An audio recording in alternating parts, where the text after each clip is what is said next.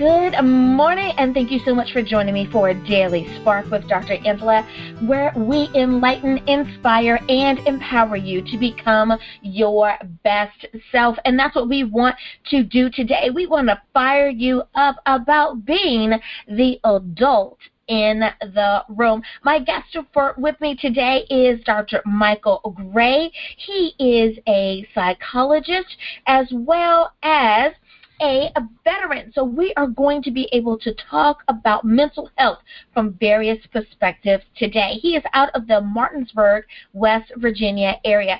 So let me tell you a little bit more about Dr. Gray. Dr. Michael Gray is a lifelong Shenandoah Valley resident who writes about the spiritually diminished American culture that is politically, legally, socially, and about the individual. He's a licensed psychologist in Martinsburg, West Virginia, and has developed a successful treatment strategy that deals with the various issues that his client base or his patients deal with through a holistic approach, which includes spiritually supporting counseling psychology. And you guys know that I love folks that take a holistic approach to things the same way that I do.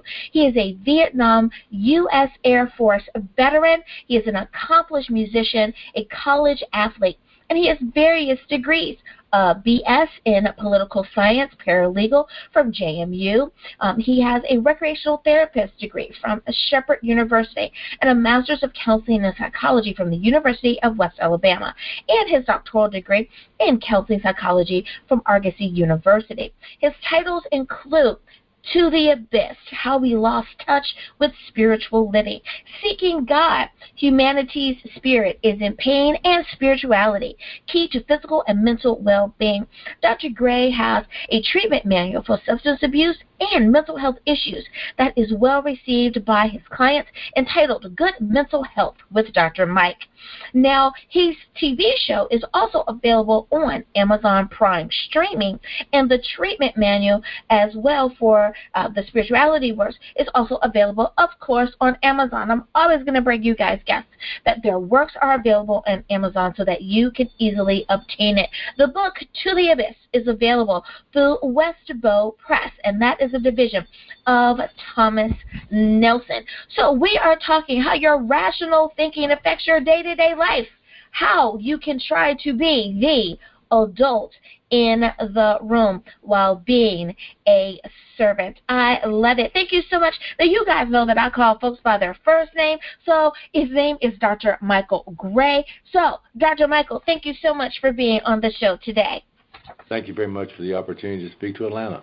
Good morning. I love it. Good morning, everybody. Come on, wake up. Let's go, because we have some good stuff that we're talking about today.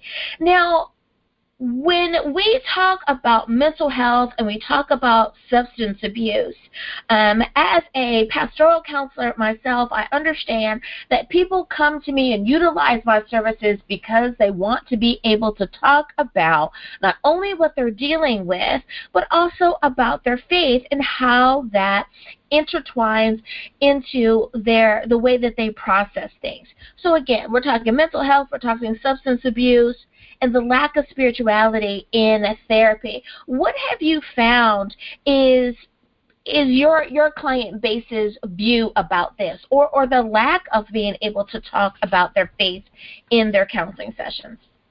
Thanks for asking the question. Began working in this field many years ago, and many of the clients would come see me in the evening and weekends and say that for the most part, they heard the same thing in multiple treatment settings, 4 and 5, up to 10, 15, 20 years in treatment. They're very disillusioned with people and ask them how they feel all the time, asking them about their triggers and their urges, suggesting that something makes them do something rather than having personal responsibility themselves, and that they wanted somebody to just talk bluntly and honestly with them in a way that was based upon thinking and not so much on feeling all the time. Now, as far as that goes, my treatment that I've done with them, which is presently, I just want to mention that I have sent copies of the treatment manual to the White House as well as the Senate for both opiate task force to review. I talked last week with the director of the U.S. prison system, and that was in Texas, about her treatment programming, which is a 3-phase one that's in some ways similar to mine and rationally based. And I also have at 21 states, including California, that all this information has been sent to by PDF file to review the manual. Now, what I'm trying to accomplish is this. My very simple strategy, although there's a lot of information in there about diet, exercise, leisure lifestyle, structured schedule, sleep, etc. First off, I want them to understand, to watch out for thinking categories that are just by their very nature dysfunctional. Try to have some thinking strategies to learn critical thinking skills, which I'm surprised that a lot of younger people don't really have their training. Beyond that, when they have the emotions, which they always will happen to all of us, stop, breathe, ask yourself why you feel it, not what you feel, because you turn it back into a thinking category and away from an emotional response. Obviously, since we're talking about a spiritual show here, the concepts in Scripture that back it up is simply this. There's always pleasure and sin for a season, but there's always a payday. They understand why they're there for substance abuse, because they want to feel good or not feel bad, the feeling thing. And that goes in addiction for cigarettes, sugar, which in all kinds of foods have caused addiction. All kinds of things that were emotions were the basis for a behavior. Jesus himself said, be angry, but do not sin. I explained that to him. A lot of them have not have much scriptural background. The idea is you can have an emotion, but don't act on it. Finally, the third step and the final one is to get them to understand their behaviors, which is why we're doing cognitive behavioral therapy. The third step of behavior is to get things done so their self-esteem rises and they all are allowed to feel good. That way they gain resources versus their present behavior of trying to just feel good, which really doesn't feel good eventually, and they lose resources, in some cases, their life. Now, just a final note, I want to make this available to people. I have almost a 30% success rate, which is way above the average of a long shot for a lot of programming. And the clients are telling me the first time they've been somewhere is where somebody actually tried to help them that was making them actually think and reason. And their lives get better, and they enjoy success. And they tell me, we don't want to go back to using again because we're enjoying life for the first time we've ever had in a long, long time. Their families are getting back together again. Their kids are coming home. The first time in their life they've been clean for years. And it's a good feeling to see that. That's what makes me keep doing this. That's the program. Now, I see that you talk a lot about ethics, models, and the lack of meeting spiritual interests. When you talk about those particular topics, for example, if you are giving a speech or you are in a seminar, what do you want people to take away when you talk about those topics? A month ago, I spoke in Las Vegas at the American Lung Association, a Lung Fest, about critical thinking and clinical judgment. And as far as ethics and models, we're supposed to be able to put the client first, let them make decisions about your health, not do wrong and do well. Those are the basic guidelines of ethics in the counseling field. What I find is, when I find that most of the people in the research I did for my dissertation, saying that 89% of them wanted to speak about God in their treatment and 67% wanted it in their treatment planning, and conversely, I see less than 40% of the clinicians who have an interest in spirituality and avoid directing people for aftercare to places where they have spiritual concerns. This is not meeting the patient's need. Our goal is spiritually, in terms of ethically at the same time, to give the client what they're trying to get. If we're not doing that, we're not serving their needs.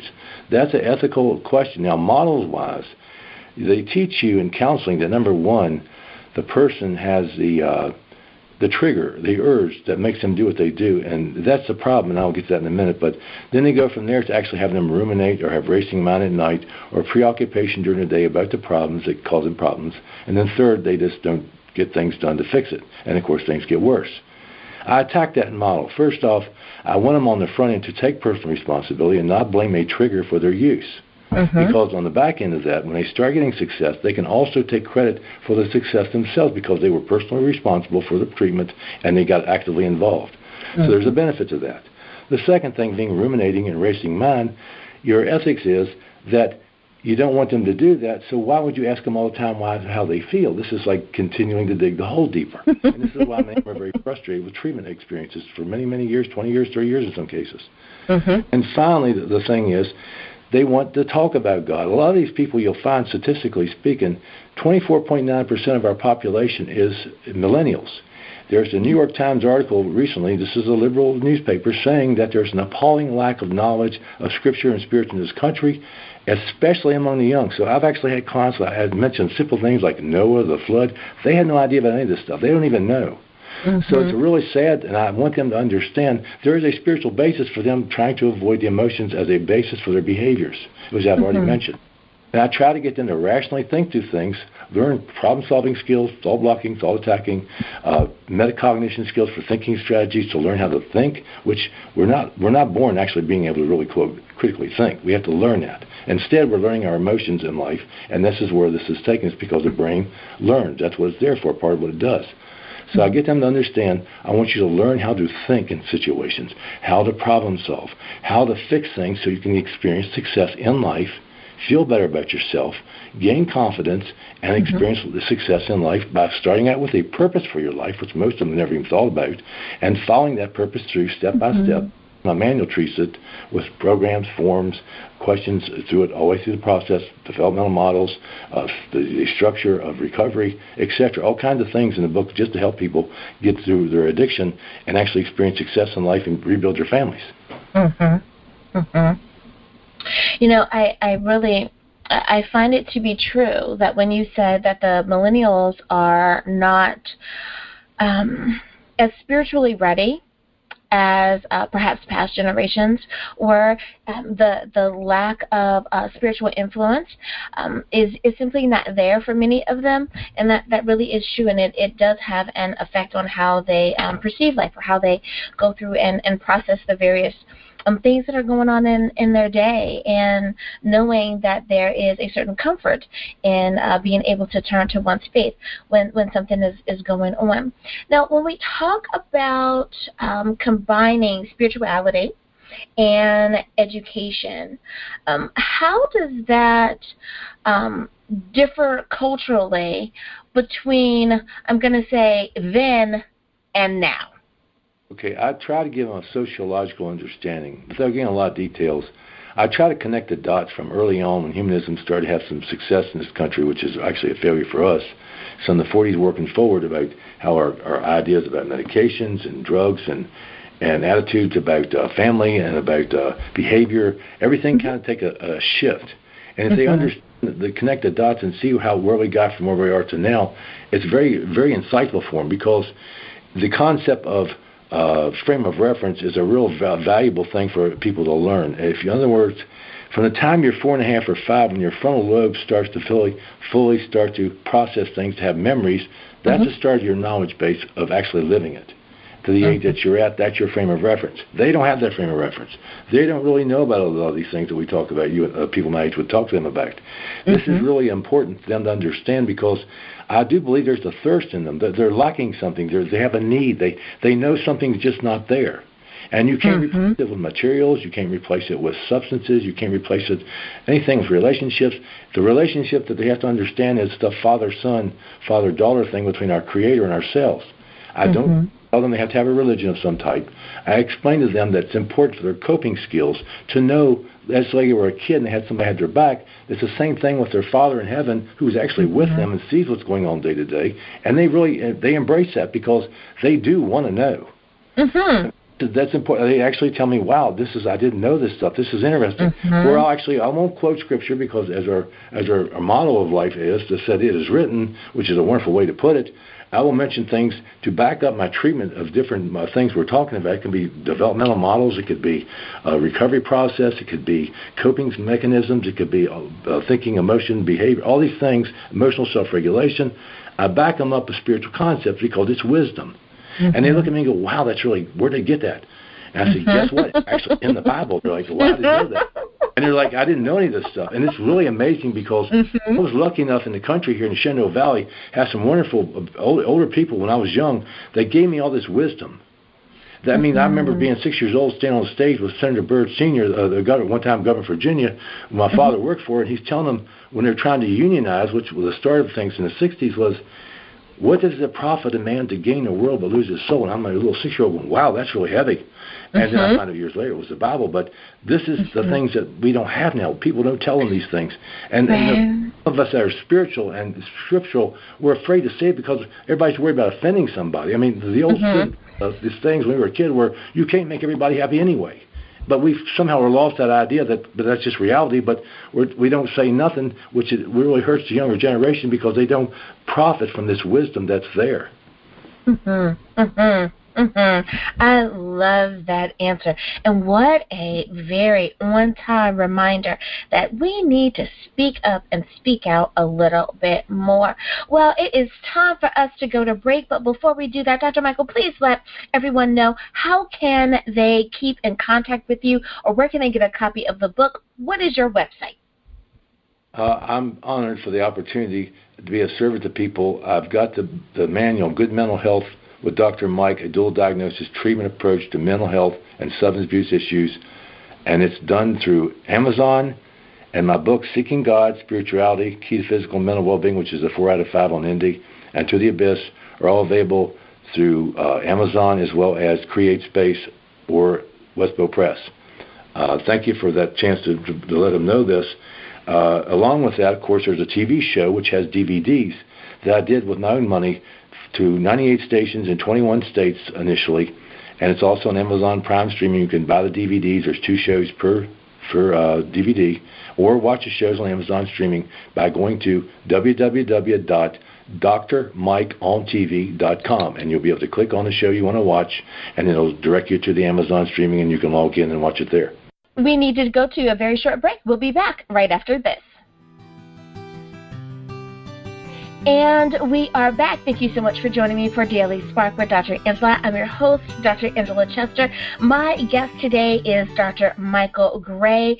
His company is Psychological Counseling Therapies. You can find him online at drmikeontv.com and conservativespirituality.com. And of course, you can pick up a copy of his book and watch his TV shows on Amazon. He is out of the Martinsburg, West Virginia area. So we're talking about being a servant, but also being the adult in the room, learning to use our rational thinking and step away from all of the emotional thinking that we're doing so much of, which is such a wonderful topic that we need to talk about, and especially for our young people that are listening, that, I feel, and how that can get us into so much trouble. So thank you so much, Dr. Michael, for really touching on this subject and putting it out there for everyone to be able to discuss. Now, we said being the adult in the room. Sometimes we hear that as most versus few. Sometimes the Bible refers to it as bearing good fruit and using the talents that God has given us. How do we be the adult in the room and still tie in all of the principles of our faith? It's imperative that we actually do. I think the message has been lost a long time ago. The adult in the room means that basically, as I told a young lady some years ago who was having a hard time with her addiction and kept relapsing, and even though CPS at the time was holding on to her children, which is, of course, a terrible situation for everybody, and I was very hard on her to get her to try to do the right thing. I was very emphatic about her learning some simple things like, number one, don't say can't or but. Actually, when you speak language to other people, you hear your own words. So every time you're telling other people you can't do something, you're telling yourself you can't do it, so you won't. So I'm trying to change her attitudinal thinking, and I told her, I said, I'm not your pal. I know it sounds terrible because most people say therapist, pal, hug you and everything else. I said, here's my test of my success with you. If you make it to 80, and you should know 20s, and you get to see your grandkids and your great-grandkids, then I was successful, because that's what matters in life. Being with your family, growing old with your family, sharing your life with those that you love, not letting the substances overtake you because you keep telling yourself what you can't do. So that's the understanding of being the adult in the room. And they tell me I'm blunt to the point, but they say they appreciate it because it puts them on point and they actually experience success. That's being adult. What I mean by most versus few is scripturally, spiritually, our society is all about feeling good in all kinds of ways, including in terms of church. You have some pastors who are very famous saying that we're all heroes. Well, if you know Scripture, you know that's not what God says we are. Right. So most versus few are very simply saying this. Most will find their way to their own destruction, is Jesus' words, and few will find eternal life. That doesn't set well with the people telling you that everybody's going to heaven, we're all going to have guacamoles and tacos, it's going to be great. It's not going to be that way. So I try to get them to have a serious way of looking at life and understanding that bearing good fruit is part of the process, because he says the tree that bears no good fruit will be torn out of the ground and thrown in the fire. So that's another scripture that's a little bit different than what they want to tell you now with most people that cherry pick the Bible. And finally, they give them a full example of what I want them to do, and it really helps them a lot to really get a real motivation for themselves. I tell them the story about the ruler and his three advisors, and he gave them each talents, which has a allegorical as well as the absolute nature. Talent, of course, is a money, but talent means something else allegorically. But he gave one 100, one 50, and one 10. I don't know the exact numbers. That's not the point here. But I explain the process, and when he comes back, and the one made 50 to 5 times, one did 10, and then the one that did a little bit didn't do nothing. I said, now, what does that mean to you? And they go, well, I don't know. Well, I said, well, think of it this way. Now, you understand my ancestor is John Locke. He invented psychology, and his first theory of psychology was the theory of self. So, in other words, when he was describing self, he said this way. You have 5 senses, sight, taste, touch, etc. You have gross motor skills, fine motor skills, a brain to think, a body can get things done, and you use deductive reasoning to figure out your world. That's what he's trying to get across, and that was in vogue for up until the last 30, 40 years. But the point is, he gave you all these things to use for the benefit of your fellow man and woman, your family, yourself, and God. If you don't do that, you're the tree that bears no good fruit, and he tells you what's going to happen. So it's like a real crash course in reality to them who've been telling them how great they are and how everything's just wonderful and everything's just honky-dory in a world that's really not honky-dory. But that's how I mean about that. That's being the adult in the room. Now, I go on to say believing and what that works. They say, well, what does that mean? 1990 Gallup poll survey said that 92% of Americans believe in God. Sounds great, doesn't it? We're a Christian nation. Everybody wants to go on that. We embrace that point, though. You hear it all over the place. Here's the point. If you say believe, what does the dictionary say? It suggests that you actually have to do something with acts. You have to perform something. You have to do with works, or faith without works is dead. So you actually have to do things rather than just say you believe and then continue what your lifestyle is. So this requires some actual compliance, some obedience. And this is like, wow, this is a real wake-up call. And that's why being the adult in the room is because I love people. I don't wish them anything. I would never say anything that would be in somebody's worst interest. What would I get out of that? What would be the benefit to do that? In fact, I'd be judged harshly because much is given, much is expected by God. That's right. And to be a leader, you have to be the servant of everybody first, as Jesus washed the feet of his disciples to show what it's like to be a servant. So that's what I get them to understand. Humility, keep pushing, don't give up on themselves, actually do works to prove that they're actually believing God. And what I do, they say, well, Dr. Gray, what you get out of this? Now, you have to understand.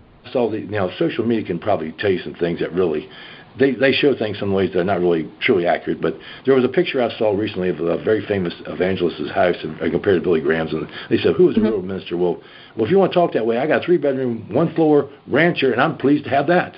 And be the servant, keep doing the best you can, do your things for people, and then you plant seeds. That's the seed story. The bottom line is I keep doing the best I can do to be a servant to people because that's what he wants me to be. That's my goal in life. That's what I was told by my daddy. Always put others first, and God will always reward you at some point when he's proud. So the point is, do that, and you do these things. You plant the seeds, and at some point I'll be able to gather the harvest. The book Sell this is great because I'm actually helping people. And still, actually sit down with my beautiful fiance and look at the sunset, which would be a wonderful thing. Right. You know, and it's all about, and I'm so glad that you mentioned it, is that we must be the servant in order to be the successful people that we say that we want to be in the position that we have been placed. It is about being the servant first and helping someone, and not this misconstrued understanding of what it is to be a servant. But you mentioned the word planting seeds, and I'm so glad that you did that because I want to ask you this next question. If you could, please, can you discuss the reason why you have 3 spiritual books and you talk about goals, planting seeds, and gathering the harvest? Why are these 3 things so important when we're talking about our life and our faith? Everything that I learn starts with education for 20 years of college. I try to remember from everything I learned educationally as well as God's wisdom, which is more than knowledge. Mm-hmm. One of the things that they teach you early on, which has changed in our culture, which is a real problem, is we used to have what was called, philosophy-wise, utilitarianism. Mm-hmm. In other words, something had utility. It had value. It was something that you kept because it was useful. If it wasn't useful, you didn't worry about it. And you tried to be there for everybody for the common good. It wasn't this group versus another, or we help this bunch and not that. It was for everybody. Mm-hmm. So the point is, we got to a society that's very fragmented, and there's a lot of conflict. There's a lot of dislike of each other, and all this is because we can't understand a couple things. We need to plant seeds to create a harvest to bring people to God. This is what it's going to boil down to. Now, nobody knows the hour of the day except the Creator Himself and Jesus' own words. Bottom line, we can't sit back and just wait for the next train because there may not be another train. And what I'm trying to say is I've heard some people say that there's going to be a great awakening before that happens. I pray for that. My biggest dream in life, if I could tell you what I'd like to do, I was on the football team at James Madison University. Wonderful coach, Coach McMillan. And if I was there with people like Charles Haley, Gary Clark, Scotty Norwood, these people made us proud. They made our team proud. But we had a lot of great guys here, a lot of great guys. Mm-hmm. The thing about that was that we started at the Division 1A program at the time. Later, last year, national championship, went to the national championship. Great teams now. But it started with a tradition. And we started with like 10 or 12,000 seating. Now we're like 30,000. It's a stadium now. I was there for 360 days just kicking field goals every day. Never got to play because the one guy from me was drafted by the Falcons and went to the Bills. The next one was drafted by the Patriots, so I was in good company. Oh, wow. Mm-hmm. But the bottom line is what I wanted to do, if I can do whatever I want, try not to be going around Mount Moriah, but actually go to the wilderness here 3 days, is if I get that opportunity to stand on that stage in the middle of 50-yard line where I kick field goals from and talk about God, the love God has for His people, my life will be a success. And that's what it's all about. And so many people do not understand why those of us that work in the capacity in which we do, why we're so on fire for what we do, why we are so excited to go to work every day, why we are so passionate about helping others and being involved, that it's not just about us, that we understand that it is about our community, that it is about our state, it is about our country, it is about each and every client or patient or customer that comes through our doors, be it physical doors or the virtual doors, the people who listen to us and watch us. We understand the responsibility that we have been given, and we really and truly want to make a difference in their life. You have definitely hit the nail on the head when you talk about that. Now, we don't have a lot of time before we go to break, Dr. Michael, but I want to make sure that we mention your TV show, Good Mental Health with Dr. Mike, and it is available on Amazon Prime streaming. Could you tell everyone how did this come about? How did you determine that, I need to do a TV show and I want to put it on Amazon? Well, I had a lot of people that come in with opiate problems, obviously, and one of the things that goes along with that because of a lack of GABA is anxiety, and in some cases severe panic attacks. I've a strategy that works really, really well, and I talked to my media people who were doing some other work for me at the time about doing an episode called Number 2 Stress now in my TV series for panic attacks and anxiety, which works really, really, really well. Great success rate. But once I started that, I used all the profits for my first 2 years of my practice here to put 10 episodes out for inaugural season. Just being a servant, like you're saying, I got zero for all of it, but it's out there for people necessary. Now, the whole point is what you're saying. I agree with you totally, and I'm glad to hear being supported and validated by what you've said. But one thing I do want to add to that, so people can really truly understand if they're there for the right reasons, is you're actually totally thrilled to have the honor that God would give you that privilege to do this. That's a privilege. It's not something that everybody gets the opportunity to do. There's a lot of people who want to help people. Remember, Mother Teresa said, "Don't worry about doing great things. Do small things with great kindness." So everybody can do some things to help people and get out there and get the message out on this. Because like I say, I've sent to all the White House, the Senate, to all 21 states. I've tried to get it out there to people. In fact, talking about the football team, one of my best friends, Mike, he's got a printing shop down in Bridgewater, Virginia, right outside of Harrisonburg. And we work together to come up with a price that's less than a McDonald's quarter pounder and fries for everybody in the prison system to have one of these books. And I'm still getting some resistance, which I can't understand, because with a 30% success rate, when they have 70% recidivism rate in federals and 8% in state recidivism rate, and almost 70% of it has to do with either stealing or robbery for money to get drugs or the actual drug problem itself charges. So, like I told the lady, she's a nice lady, on a great version out of Texas, but we see results based on statistics, and I'm not seeing it there. So this is, if we're not working, we try something different. So I try to get this out to people, and I really need you to say, look, because with 50, the worst killer in this country the last year was opiates for the first time instead of guns. This is a problem. I'm in ground zero on Mars. I'd like to talk about that later, but this is just for now. Well, listeners, it is time for us to take a very short break, but you guys know, as a Virginia native, I have to give a little hoo-ha out to JMU. I love you, Atlanta, but, you know, hey, anytime someone is coming from or touching my home state, I have to give them a little extra high five for having participated there. But, listeners, we need to take a short break. We'll be back right after this. Hi everyone, Dr. Angela here. Did you know that Daily Spark is now on Facebook? That's right, you can visit with me at facebook.com/Daily Spark with Dr. Angela. I want to know more about what you're thinking. I'd love to know, which interview did you find the most entertaining or the most informative? I want to talk to you, and I want you to be able to talk to me. Simply visit facebook.com/Daily Spark with Dr. Angela. And we are back. Thank you so much for joining me for Daily Spark with Dr. Angela. I am your host, Dr. Angela Chester. Now, Dr. Michael, we were talking about good mental health with Dr. Mike, and we were talking about ground zero, the crisis with opioids that happened to be, just terrorizing the nation, if you would. Now, we know that we have a lot of problems and concerns with the drugs that have been gracing our great nation here. At one particular time, it was crack cocaine that was in a particular neighborhood. Now it is opioids that's in a particular neighborhood.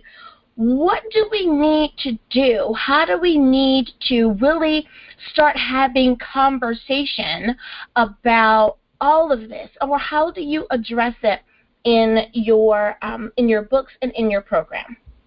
Let me just give a little quick introduction to this particular question, because I'm in Berkeley County, West Virginia, which is in the top 10 counties in the country in terms of cost because of the epidemic to every man, woman, and child. We're up to almost $5,000 per every man, woman, and child in terms of money. So the worst state in the union, West Virginia, opiate problem.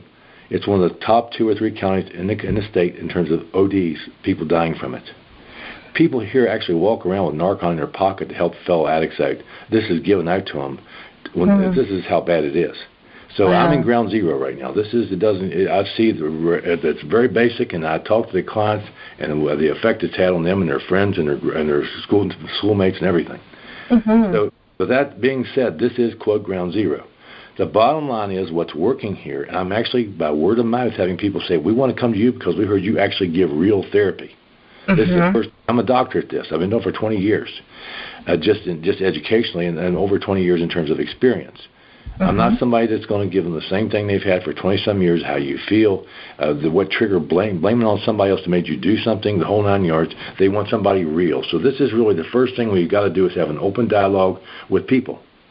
Hold people personal and responsible, but at the same time have a loving encouragement, although strict to the point and blunt, and not cutting things short, but actually helping people with actual material developing improvements in terms of life, having a job, getting transportation, getting their own place.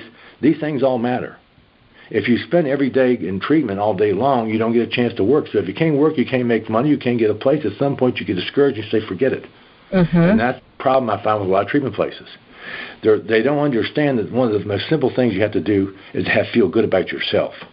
Mm-hmm. And that's what my clients tell me. You make me feel good about myself. You don't disrespect me. You don't tell me what a bad person I am. Well, I already know my problems. I don't need to continue to go over them over and over and over again how I feel. Let's just get it fixed. And that's what matters, is getting things fixed. And that's the first thing you can do, is try to make sure they get a job, they get on their feet in terms of all these things we talked about, so they can feel good. Because if you can get them engaged in treatment and they can realize some success, they'll stay in treatment.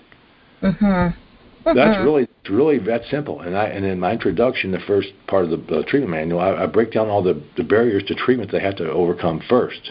But once they've done those things and get to understand those things and work through that, they see the improvements. In fact, the best thing I get is my clients tell new ones coming in, listen to this guy. If you just pay attention over the next 4 or 5 weeks, it's going to get better. You're not going to believe what it does.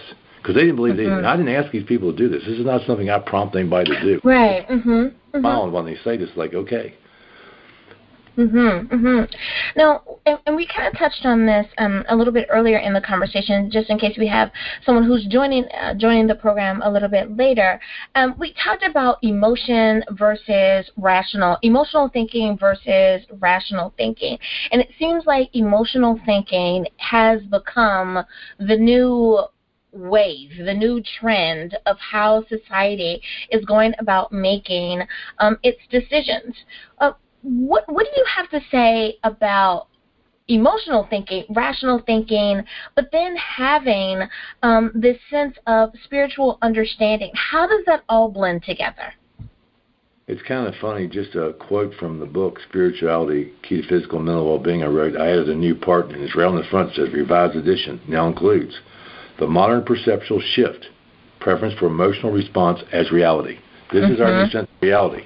How this actually plays out and what the problem with it is, first off, if you have emotions, it's basically subjective nature. There's no objective facts involved. There's no responsibility. There's no accountability for your emotions. You can feel any way you want to. On the other hand, if you do objective reality with thinking, which has to be taught, because people are not born actually learning how to think. Their brain learns through life, and they learn emotions because that's where the focus is at, rather than learning thinking. If I get them to change the way they function to think about things versus the emotional subjective content, then it becomes objective reality, which is facts, figures, information, data. The key to that is there is accountability. Everybody's equally responsible to facing 2 + 2 being 4, and you can't be something different because you feel differently. And that's the real key to the whole thing. We take the guesswork out of it and make it something that people can understand. They tell me I just make sense is the way they respond to me. Books and everything, you just make sense, and that's what they're looking for. They're starving for somebody that puts it out in plain language, that doesn't try to hide behind fancy titles, big long words, and models and procedures that have no application to their life, no utility, so to speak. And that's what I try to do with them. I mean, we're in an environment. I have different, me and those in my family. My fiance is working her way. Her skill is art. Cooper Union, she's doing her part, doing art classes for people, and letting them know ways to express themselves, to learn different things rather than actually engaging in substance use.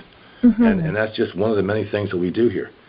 And that's just an example of ways that you can approach this, both emotionally versus rationally, and actually gain some things to enjoy life besides using drugs. And it's so important that we really and truly do get the right counselor, the right therapist, the right psychologist, the right psychiatrist, whomever it is that you are seeking assistance from. We need to make sure that it is the right person. And I love how you mentioned that people say, I like you because you're just very matter of fact about it. And listeners, if you are looking for a therapist in any sort, you will know when it is the right person. Not only will you like us, we will like you as well. And I hope I'm saying that in the right way for you guys to understand that there will be kind of like a click, and you'll just go, yes, this is the person for me, that you will be able to understand what your therapist is telling you. And I love how Dr. Gray is just really, he's just putting it out there. And if you're able to grasp it, then it is yours. And I absolutely, absolutely love that. Well, we have only a few minutes left of the show before it is time to say goodbye. And Dr. Guy, I want to make sure that everyone is able to not only get a copy of your book, but they know where to watch your TV shows. They know how to follow you on social media and all of that. Could you please take a moment to remind our listeners how to follow you on the internet? Absolutely. You can look at www.conservativespirituality.com. You'll see my books listed under one of the pages there, as well as my music for an upcoming album. You'll find on www.drmikeontv.com all of the episodes for Good Mental Health with Dr. Mike, the TV show. You can go to Amazon to get any of the spirituality books, the trilogy of To the Abyss, How We Lost Touch with Spiritual Living, Seeking God, Humanity, Spirits, and Pain, and Spirituality, Key to Mental Health and Well-Being, as well as, of course, the treatment manual, which I've mentioned, which is really the thing that I'm really trying to get the people to have so we can get knowledge, because knowledge is liberty. If you give people information, they can make the right decisions. But if you don't give them the opportunity to have the understanding and the knowledge, unfortunately, they'll be in the dark. I would be a bit amiss if I didn't say that, like I say, my partner, which is very important in my life, Lady Grace Studio, she's got some wonderful artwork that she has done, which is her expression of her love for our Creator. She loves God. She keeps me reaching higher to make a better life for myself spiritually. She's a great woman, and you can see her at donnagrayart.msn.com. That's right. I love it. When you are in a great relationship, that reciprocity of being able to, love on each other and to fuel each other and encourage each other and inspire each other, it is such a beautiful thing, and it really and truly does allow you to be able to reach a little bit higher and to continue to believe in the vision that God has given you in order to live in your purpose. Everyone, this is Dr. Michael Gray. Dr. Mike, thank you so much for being on the show today. It's a pleasure, and go Dukes.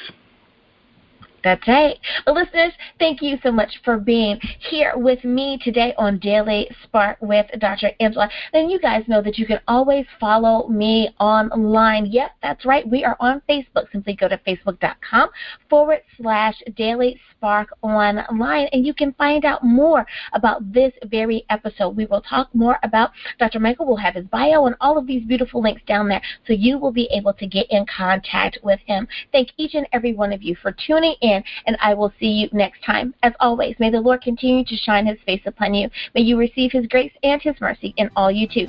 Until next time, everyone, continue to shine your light. Bye-bye.